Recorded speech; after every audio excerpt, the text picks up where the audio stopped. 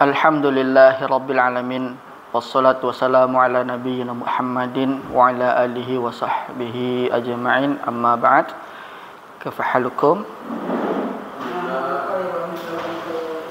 Alhamdulillah, pada hari ini, pada pagi menjelang siang ini, kita saat ini yaitu masuk ke pelajaran kedua atau sesi kedua, pembahasan usul fikih.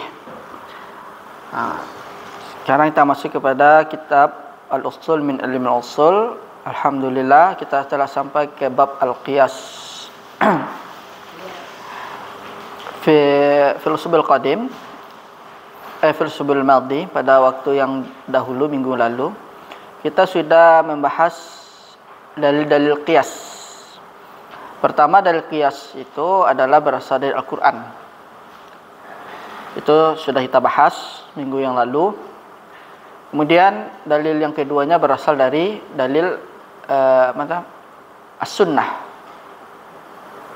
Dan yang terakhir adalah dalil dari min aqwalis sahabah. Dalil qiyas itu dalilnya cuma 3, Quran, hadis, aqwalus sahabah. Ini dalil kalau kita ditanya mad dalil minal qiyas. Kalau kita mau memaparkan dari yang Quran, silahkan. Kita ambil misalnya Allahu allazi anzalal kitabil haqq wal mizan. Atau dalil yang keduanya kama bada'na awwala khalqi nu'iduh. Aw wallahu allazi arsala riyah fatusiru sahaba. Boleh. Kemudian hadis tentang seseorang yang lihat anaknya itu lahir berbeda dari bapak dan ibunya itu. Dari hadis Nabi sallallahu alaihi wasallam. Sekarang dalil yang ketiga adalah min aqwalis sahabah.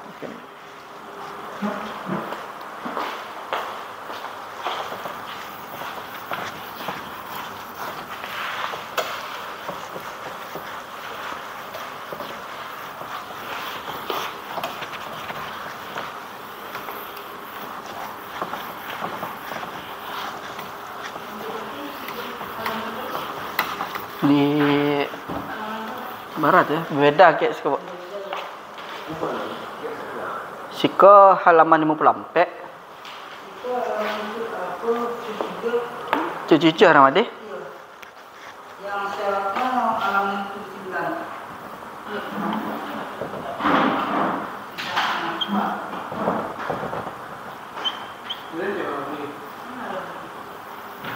Adilatul qiyas. Ini dia. Al-Quran, As-Sunnah,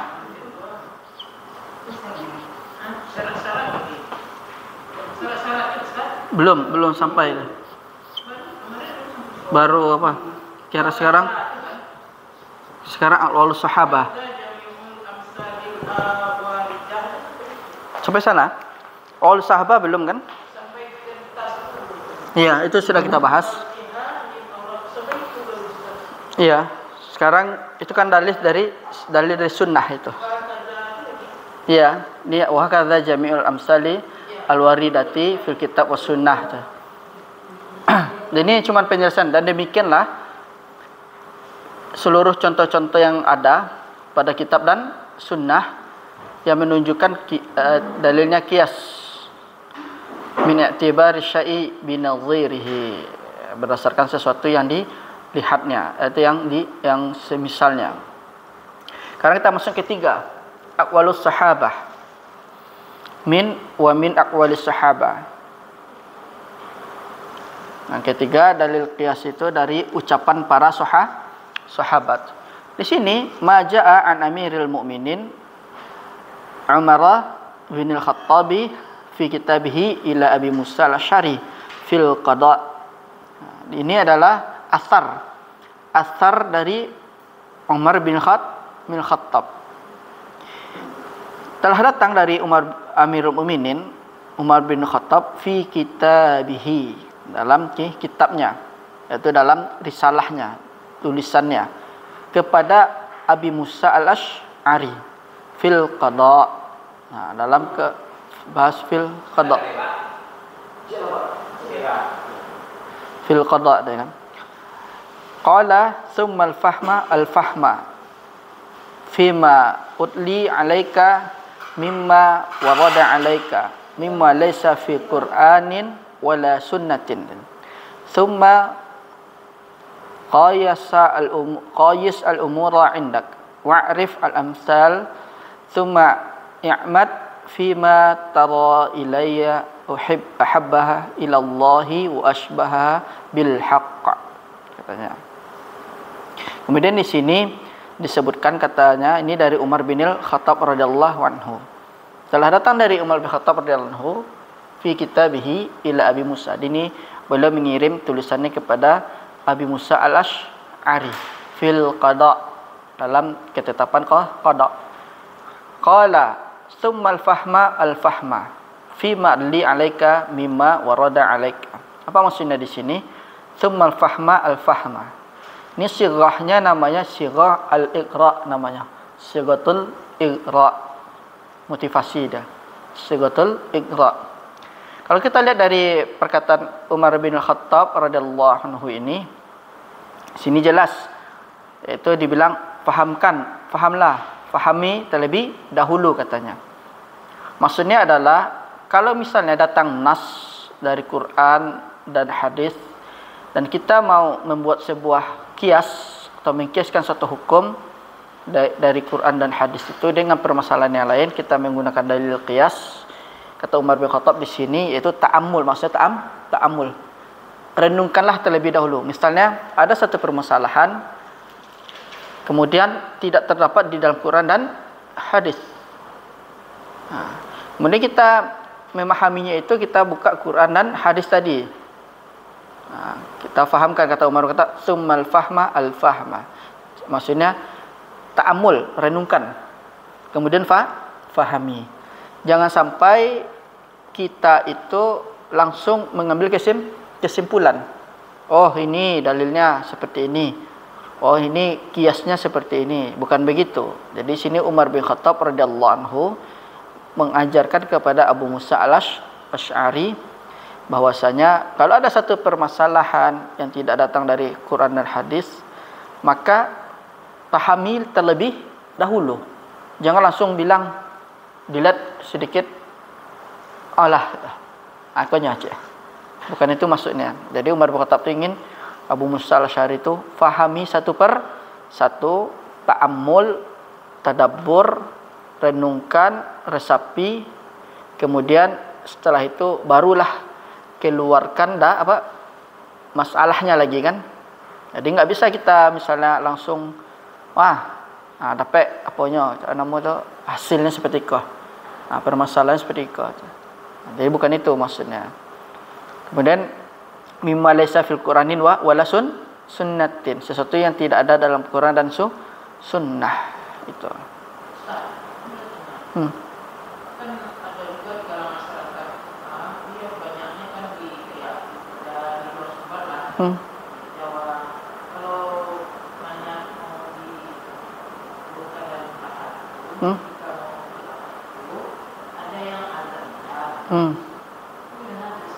Kalau itu masalah khilafiyah tu.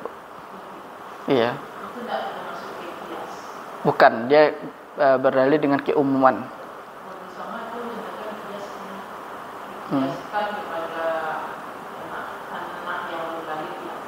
Iya, itu kan berdalil dengan keumuman loh. Memang ada hadis itu Rasul SAW itu ketika mengazankan, ya kan, cucu beliau, tapi di sana setelah diteliti hadisnya dhaif katanya kan.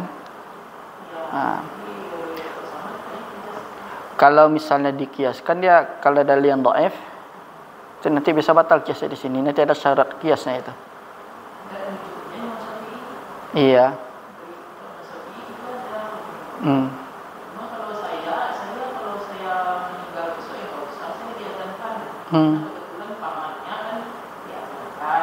Iya.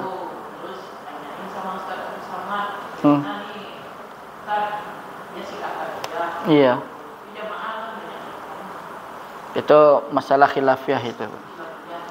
Ya, jadi azan di kubur itu Tapi sebaiknya itu kalau pengen apa, ya tidak, karena dalil yang qat'inya itu kan yang pastinya kan tidak ada. Kalau dikiaskan tentang apa, Rasul dulu pernah mengazankan ya kan, memerintahkan azan. Cuman kan diteliti hadisnya dhaif ya kan, lemah tanya kan. Tapi sebagian para ulama itu menggunakan hadis yang dhaif itu yang untuk azan ketika lahiran kan. Nah, kalau dikiaskan kepada apa nama itu orang yang meninggal ya kan, itu nanti kan iya, pertama kekuatan dalilnya tidak sahih dah kan, tidak sampai derajat sahih dia itu kan, kekuatan dalilnya itu, karena dia itu dalilnya masih dipermasalahkan, karena nanti ada syarat kias itu, ada syaratnya dalam mengkiaskan itu, enggak apa dia. Iya, tapi kalau memang kalau pengen apa, dalil keumuman saja pakai keumuman dalil tadi itu. Kalau kiasnya nanti bisa apa lagi kan, hukumnya berbeda lagi. Iya, nggak bisa juga itu. Mungkin ada sebagian masalah khilafiyah itu, ada yang mengatakan sebagiannya bid'ah, ada yang mengatakan itu masalah khilafiyah. Kalau ada yang berpendapat itu bid'ah, ya silakan. Yang menganggap itu khilafiyah nggak usah marah ya kan, harus belapang dada juga kan. Kemudian yang menganggap itu khilafiyah, yang tadi membid'ahkan tadi, ya yang orang yang membid'ahkan tadi juga harus belapang dada. Sebagaimana kan para ulama kita itu kan, mereka itu kan ada berbeda-beda pendapat. Ada yang mengatakan seperti kunut itu tidak disunahkan ya kan. Mazhab Hambali katanya kan, ada yang bilang itu bid'ah ya kan. Kemudian Syafi'i mengatakan, mazhab Syafi'i itu bagian sunnah ya kan katanya kan. Kalau lihat dari mereka itu, mereka nggak saling serang ya kan. Mereka tidak mengatakan Imam Syafi'i begini kan. Begitu pula dari mazhab Syafi'i tidak mengatakan ulama di luar mereka itu begini ya kan. Tetap mereka berlapang dada. Sepertilah kita contoh para ulama-ulama kita kan, meskipun dibid'ahkan satu amalan, satu permasalahan, tapi di sini tidak membid'ahkan, mereka tidak saling serang mereka. Mereka tidak saling menyerang mereka, berlapang dada. Oke, silakan pakai ini, silakan tidak dipakai katanya. Nah, itu.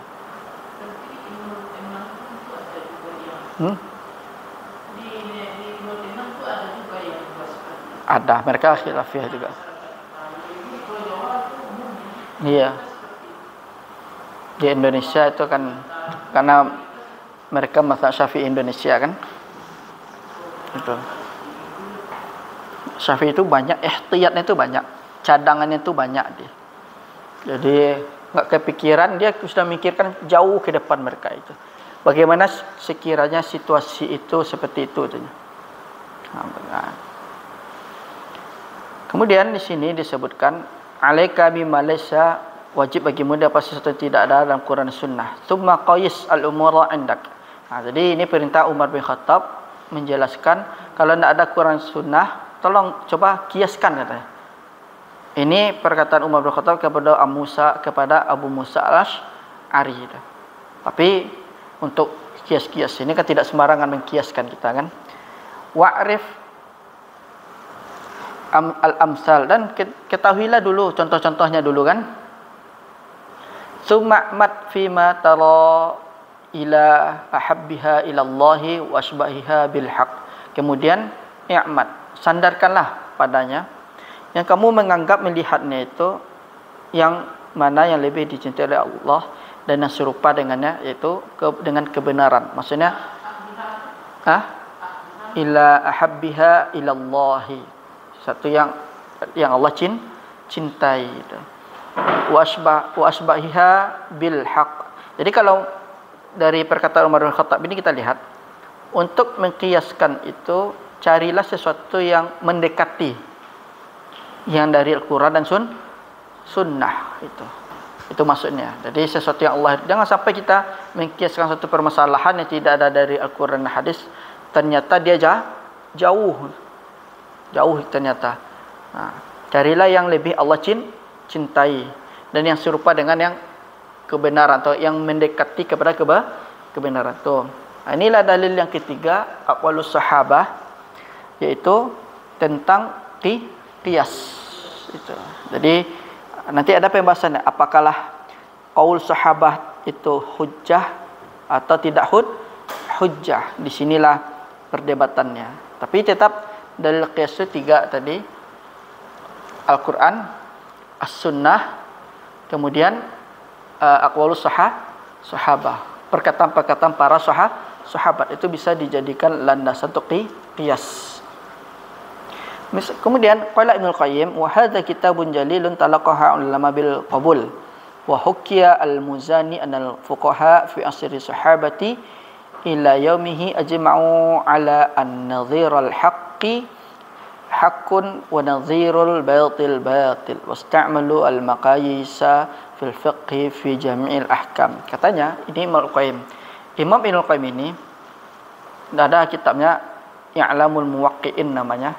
Belum menulis kitab nama I'lamul Muwaqqi'in. Kalau tidak salah lebih kurang ada 4 jilid. 4 jilid I'lamul Muwaqqi'in. Mencakup semua itu, Bu. Ada akidah di dalamnya, ada permasalahan-permasalahan hukum di dalamnya itu. Al-Muwaqqi'in. Kalau misalnya kita melihat ulama kontemporer sekarang ketika mensyarah kitab tauhid, mereka itu tidak akan lepas dari merujuk kepada kitab Al-Imam Ibnul Qayyim I'lamul Muwaqqi'in. Dan di catatan kakinya misalnya bab di kitab tauhid, ya kan, perkara tauhid itu yang ditulis oleh Syekh Muhammad At-Tamimi. Kemudian ulama kontemporer sekarang seperti Syekh Shalal Fauzan itu pasti ada membawa merujuk kepada kitab I'lamul Muwaqqi'in, kitabnya Imam Ibnul Qayyim itu. Dalam pembahasan masalah akidah misalnya ada.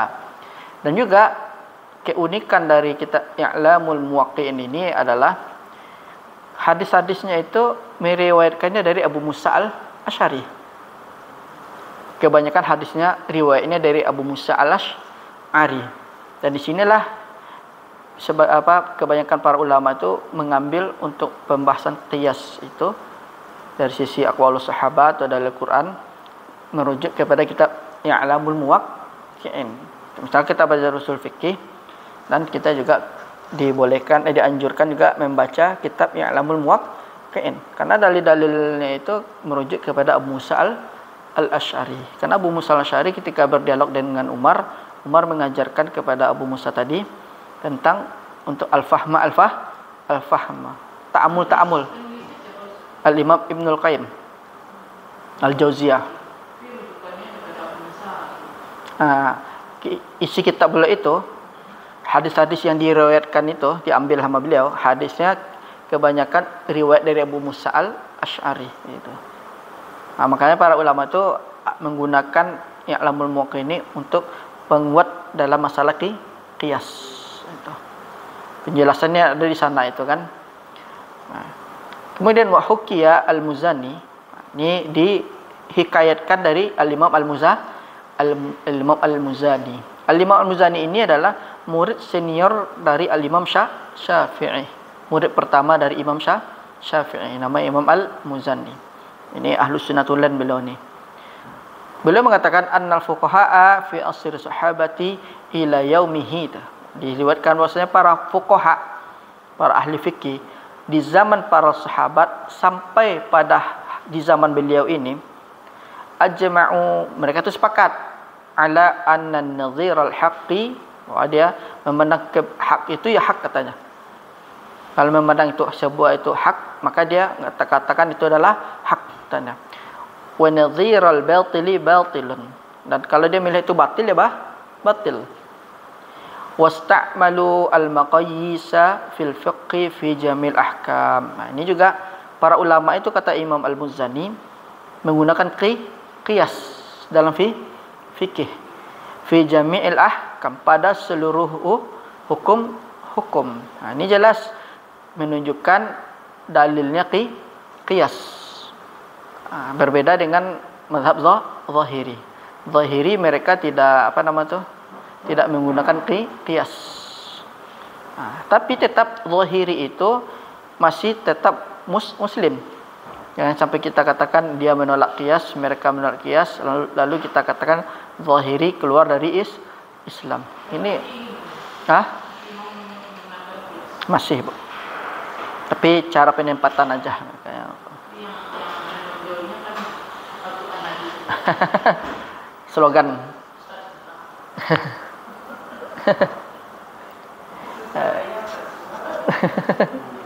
Yang lain bid'ah ya, Bu.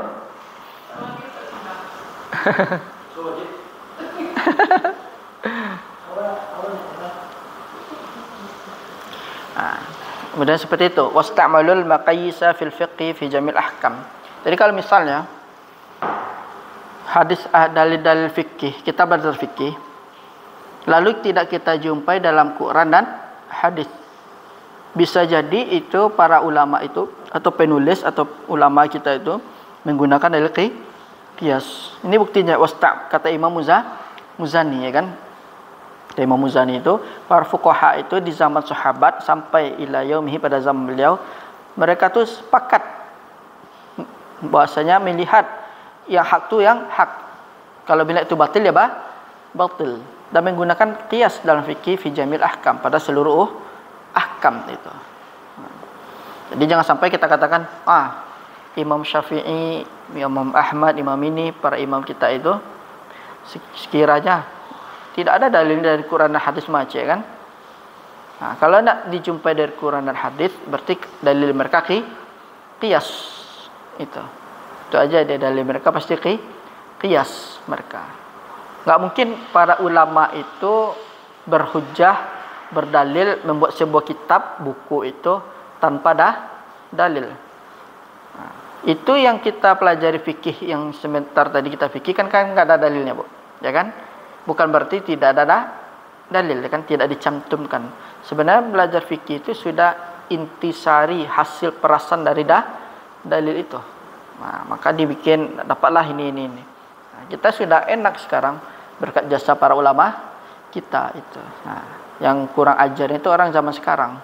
Ulama kita, para ulama itu kata sebagian para ulama kalau fikih tidak punya dalil, katakan kurang ajar itu. Mereka ada dalil mereka itu. Cuma tidak dicantumkan. Coba cari lafaz mereka itu. Coba kalau kita sudah belajar usul fikih, ketemu nanti itu. Oh, ternyata dalilnya menggunakan ini. Itu sudah enak kita sebenarnya itu. Enggak perlu lagi memeras, ngambil. Coba kasih Quran, kasih hadis. Coba datangkan hukum. Mampu enggak kita zaman sekarang? Buat tete awak ya. Iya. Jadi bahasa Arab lah pandai awak kan? Awak lu suruh memeras kan? Itu namanya kurang ajar dia dengan para ulama kan? Iya. Memang para ulama itu tidak maksum. Tapi ijtihad mereka itu kan bisa bernilai pahala kan? Iya. Tidak sembarangan mereka itu. Kemudian kita masuk syurutul qiyas. Syarat-syarat qiyas di sini. Lil qiyasi syurutun minha. Qiyas memiliki syurut. Yang pertama katanya adalah alla yusadima dalilan aqwa minhu katanya. Maksudnya qiyas ini tidaklah bertabrakan dengan dalil yang lebih kuat. Tidaklah bertabrakan dengan dalil yang lebih kuat. Ya. Kemudian di sini sebutkan muallif atau musannif, kenapa menggunakan kalimat dalilan bukan nasson?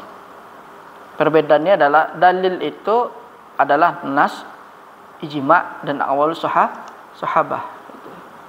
Dalil itu kalau kata orang dalil berarti masuk nas di dalamnya itu.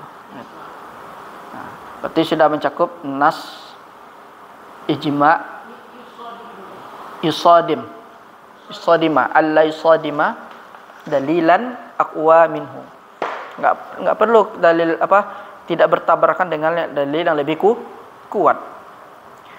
Fala tibara biqiyasin bi yusadimu an-nassa awil ijma'a au aqwal sahabah. Maksudnya adalah fala i'tibar. I'tibarnya artinya adalah tidak ada kias. I'tibar di sini maknanya kias. Tidak ada kias dengan mengkiaskan apabila bertabarkan dengan dalil atau ijma atau awal sahabah. Nah, tidak akan ada contohnya misalnya. Kemudian fa iza qulna, ini ya permasalahan lagi. Fa iza qulna qalu sahabi hujjah wa yusammi al-qiyas al-musaddim lamma dzukira fasidul i'tibar. Nah, maksudnya di sini adalah masalahnya apakah qaul sahabat qiyas atau tidak? Hujjah atau tidak? Nah, ini permasalahan yang akan kita bahas kali ini. Sebagian mengatakan bahwasanya qaul sahabat itu hujjah. Qaul sahabat itu hujjah. Berdasarkan dalil dari mana? Dalil dari apa nama itu? Bukan. Kata Rasul sallallahu alaihi wasallam, khairul qarni ba'di, dengan summal ladzina yalunahum summal ladzina yalunahum. Sebaik-baiknya waktu itu, abad itu adalah pada masaku. Kemudian setelah mereka. Sahih disebut. Iya. Khairul qarni ba'di itu. Sebaik-baiknya waktu itu setelahku. Hah? Itu sudah jelas itu. Ini 3 zaman yang baik itu. Sahabat, tabi'in, tabi'in. Khairul qarni ba'di. Berarti para sahabat. Tsummal ladzina yalunahum tabi'in. Tsummal ladzina yalunahum tabi'ut tabi'in. Inilah 3 zaman yang terbaik. Ya kan? Zaman sahabat, zaman tabi'in, zaman tabi'ut tabi'in. Iya, 3 abad terbaik itu. Iya. Setelah Nabi wafat. Itu generasi terbaik. Itulah dalil mengatakan qaulus sahabah hujjah. Kemudian dalil lagi, dan ini juga Imam Ahmad berdalil dengan itu. Ashabi kan nujum. Wafat 11 Hijriah.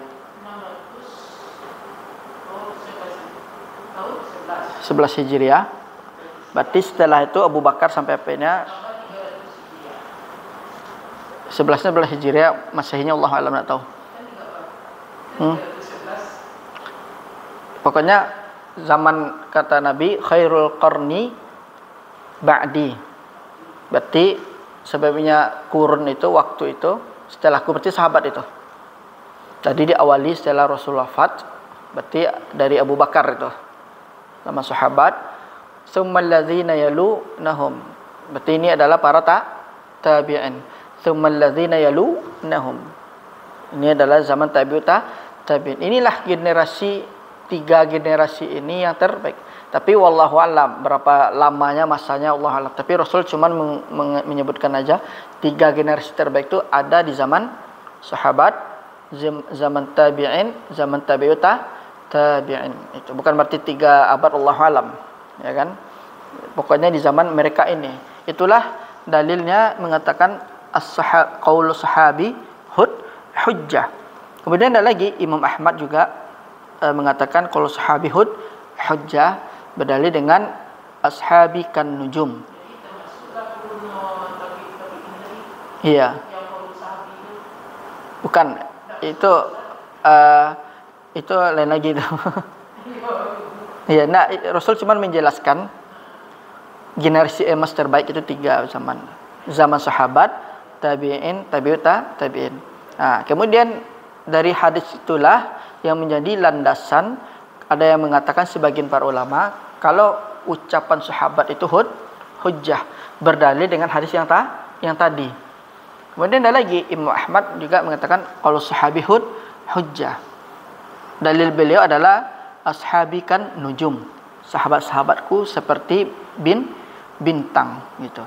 Nah, siapa yang mengikutinya maka dia akan mendapatkan petunjuk, ya kan? Nah, itu dalil yang mengatakan kalau bahwasanya qaul sahabat itu hujjah itu. Apa tuh, Bu? Di hadis aja, Bu. Dikit itu hadis kan, tapi di buku-buku banyak tuh. Biasanya tuh tentang buku berbicara tentang manhaj. Kalau kita buku yang isinya tentang manhaj pasti dimasukin itu. Kemudian ada yang mengatakan qaulu sahabi ghairu hujjah.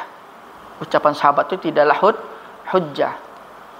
Dalilnya adalah surah An-Nisa ayat berapa? 59. Ya ayyuhallazina amanu atti'ullah wa atti'ir rasul ulil amri minkum. Fa in tanaza'tum fi syai'in farudduhu ila Allahi wa rasulihi. Memang khitab di awal ya ayyuhallazina amanu. Itu kan khitab awalnya ditujukan kepada sahabat kan ketika itu minkum. Lihat ya ayyuhallazina amanu.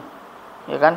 Atti'ullah wa atti'ir rasul wa ulil amri minkum. Taatilah Allah dan taatilah Rasul dan ulil amri. Ya, wa ulil amri minkum dan pemimpin dari kalangan kalian.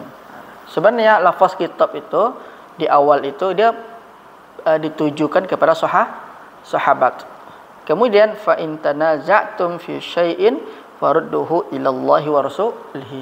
Apabila kalian itu terjadi perselisihan, maka kembalikanlah kepada Allah dan Rasulnya, kepada Al-Quran dan Sunnah. Dalil keumuman dalil surah An-Nisa ayat 59 tadi itu, itulah menjadi mengatakan dalil bahwasanya qaulus sahabi ghairu hujjah, tidak hujjah. Itu karena keumuman dalil tadi, ya ayyuhallazina amanu itu dalilnya. Kemudian digabungin lagi biar apa kan pemahaman kita. Misalnya kalau ada misalnya di antara para sahabat dengan sahabat yang lain, maka pilihlah ucapan para sahabat yang lebih rajih. Misalnya qaul sahabat dengan dalil, dahulukan dalil, ya kan? Kemudian sahabat dengan sahabat sama ini berdalil, maka pilihlah yang paling lebih rajih. Contohnya misalnya qaul Abu Bakar dengan qaul Ibnu Abbas. Mana didahulukan? Abu Bakar atau Ibnu Abbas? Abu Bakar, ya kan? Itu misalnya ya, yang meriwayatkan apa misalnya, meriwayatkan hadis, meriwayatkan dalam tafsiran kan? Ya itu dari sisi periwayatan hadis, Bu. Kalau yang di sini kan kita misalnya kan dikatakan qaul sahabat itu hujjah, ada yang mengatakan tidak hujjah. Ya kan? Kan terjadi perselisihan di dalamnya itu. Bagaimana kita caranya kan mengkompromikannya. Jadi caranya adalah seperti tadi. Misalnya kalau bertabrakan antara qaul sahabi dengan nas, maka dulu kan nas. Kemudian ada perbedaan di antara qaul sahabi dengan sahabi yang lain, maka jadikanlah yang paling rajih. Contohnya perkataan Abu Bakar dengan Ibnu Abbas, maka dahulukanlah ucapan Abu Bakar, karena mereka Abu Bakar adalah manusia terbaik setelah Rasulullah sallallahu alaihi wasallam. Kedua, Abu Bakar paling faqih, paling faham tentang Al-Quran dan Sunnah. Bukan berarti sahabat yang lain tidak mereka itu memiliki kelebihan masing-masing, yang ahli di bidangnya masing-masing kan. Kan para sahabat itu yang ahli fikih ada berapa orang? Kalau dilihat itu dari sekian ratusan ribu para sahabat itu hanya beberapa yang menjadi mufti. Ya kan? Kalau nggak salah lebih kurang 7 doang itu. Mufti dia itu. Ya, dari lebih kurang kalau tidak salah Allah alam, nggak salah 7 orang. Bayangkan sahabat 127 ribu lebih kan, lebih kurang. Iya, jumlah sahabat Nabi itu lebih kurang, itu kata Al-Imam As-Suyuti kan. Allah alam mungkin ada lagi lebih dari itu. Dari sebanyak itu ada yang menjadi mufti kalau tidak salah lebih kurang cuma 7 orang. Ada yang ahli di bidang tafsir, ada yang ahli di bidang hadis, ada yang ahli di bidang fikih. Tapi meskipun mereka itu memiliki kekhususan, keahlian masing-masing, bukan berarti mereka tidak mengetahui perkara yang lain. Tapi mereka tetap tahu. Cuman spesialis mereka, spesifik mereka itu, keahlian mereka yang menonjol itu di bidang tersebut itu. Ini kan menunjukkan ulama juga seperti itu kan. Dia ahli di bidang ini, ya kan? Bukan berarti tidak ahli bidang yang lain. Ahli juga, tahu juga dia. Cuman yang menonjol, yang lebih yang tonjol ke permukaan itu, yang Allah angkat itu misalnya di bidang fikih dia misalnya. Bukan berarti dia tidak tahu dalam akidah, bukan berarti dia tidak tahu dalam perkara hadis, ya kan? Tahu mereka itu. Cuman mereka yang Allah tampakkan keilmuan mereka itu mungkin salah satunya dari yang tadi itu. Jadi jangan sampai kita misalnya meremehkan orang, ya kan? Mentang-mentang kita misalnya fokus kepada tafsir, kemudian si fulan tidak bisa tafsir, tidak bisa nahwu, tidak apa. Itu jangan itu. Bukan berarti tidak apa, ya kan? Faham. Atau si fulan belajarnya fikih, bukan berarti yang fulan yang lain tidak faham dengan yang fikih, ya kan? Karena para sahabat dulu memiliki kelebihan masing-masing mereka itu. Kemudian contohnya adalah yang bertabrakan dengan dalil. Misaluhu an yuqala yasihu an tuzawwija al-mar'atu ar-rasyidatu nafsaha bighairi waliyin qiyasan ala sihhati bai'iha maluha bighairi wali. Jadi kiasnya adalah wanita yang menikah, yang rasyidah, yang sudah dewasa, ya kan? Menikahkan dirinya sendiri tanpa wali. Ini adalah perkataan dari Imam Abu Hanifah, dan di antara mazhab beliau mengatakan seseorang wanita itu boleh menikah tanpa wali. Kiasnya adalah yaitu sahnya ketika terjadi jual beli itu tanpa ada wali.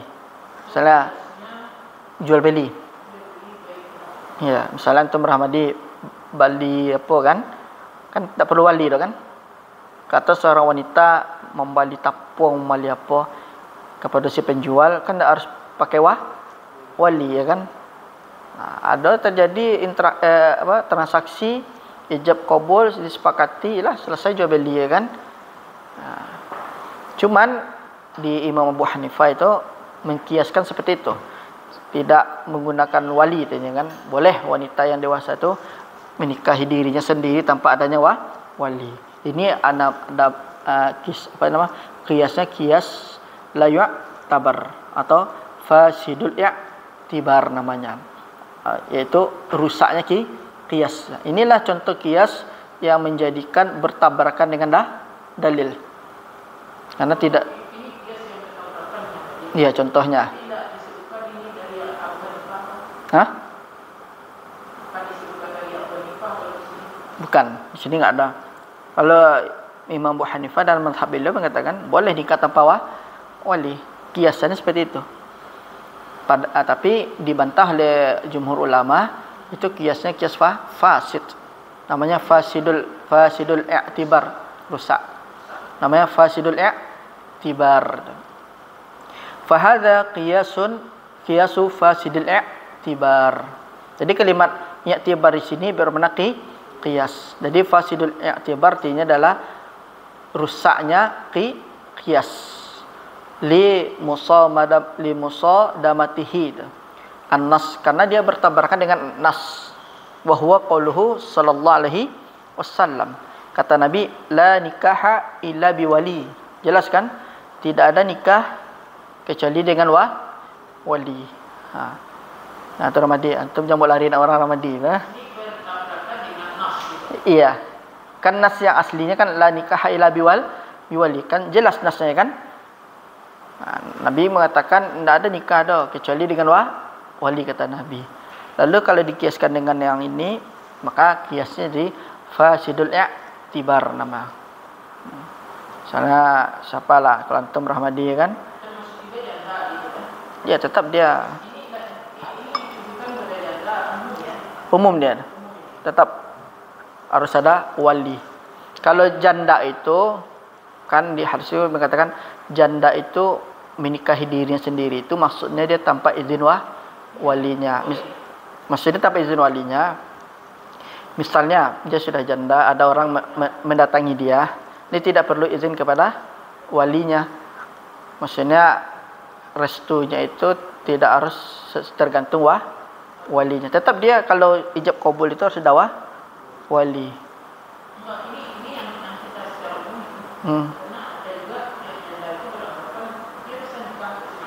Itu salah dalam apa mabuk? Yang maksud menikahi dirinya sendiri itu, dia itu tanpa minta izin ke walinya. Misalnya harus ada walinya. Hah? Enggak bisa kalau wali itu harus ada itu apa tuh? Karena itu bertentangan dengan nas la nikaha illa biwali tadi itu kan. Iya. Iya. Maksudnya yang kalimat tadi mengatakan iya, salah memahami redaksi hadis Nabi itu tuh. Janda itu menikahi diri sendiri ya kan? Maksud menikahi dirinya sendiri itu bukan berarti dia datang kepada lelaki yang cintainya, bang nikah nak bang ada. So, kayak Ramadi kan? Nah, kenal sama janda tertarik sama Ramadi misalnya kan? Kemudian datang bang Ramadi dah. Nikah nambo cek kan? Kini kau jual cek kan? Nah, itu maksudnya menikahkan dirinya sendiri itu dia tidak perlu lagi minta izin kepada, tidak perlu lagi tergantung restu dari kedua orang tuanya. Paling kalau dia cocok lah dah kedua orang tuanya, walinya atau anaknya itu si janda itu, cuman ya udah sekedar menikahkan aja nanti jadi wali.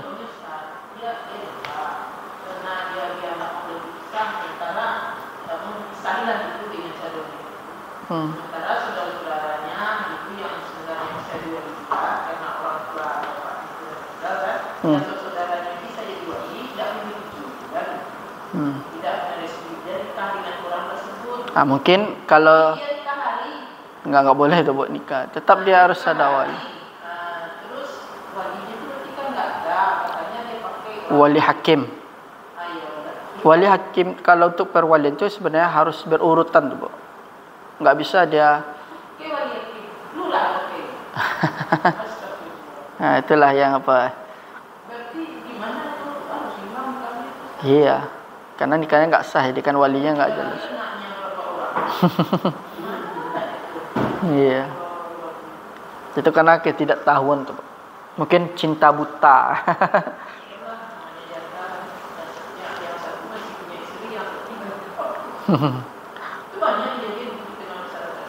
Iya.